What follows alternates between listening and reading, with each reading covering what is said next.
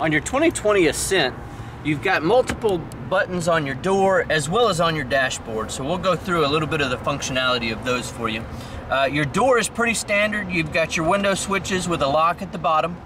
You've got your door lock and unlock here. Your mirror adjustment, you're gonna turn it one side or the other and then it works like a toggle to adjust your mirror.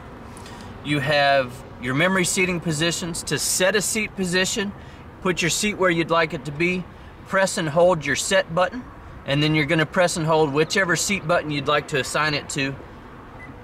And the short beep you heard, hopefully, is gonna confirm that you have set that into the position you had your seat at. If you move down here to the left side of your dashboard, on the lower kick panel, you've got multiple buttons here. Your button on the left is for your power rear gate if you do have the optional power rear gate. Press and hold for about 3 seconds is going to open it. Please keep in mind you do need the car in park and the doors do have to be unlocked for the gate to function. Your next button over is your interior dome lights. The third button over is going to be the memory height. You do have memory height functionality on this if you have the power gate. This lets you set it at a lower height and make it easier to reach the buttons on the back.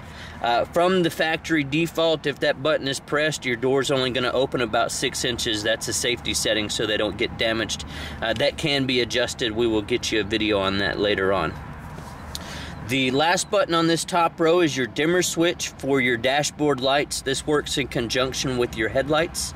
The further down you scroll it, the dimmer the dash will be.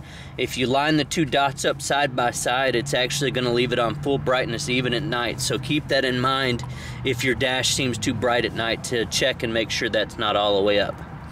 Your next row down is going to have your traction control on and off button. Most times you won't need to turn that off, but it is there if you need it.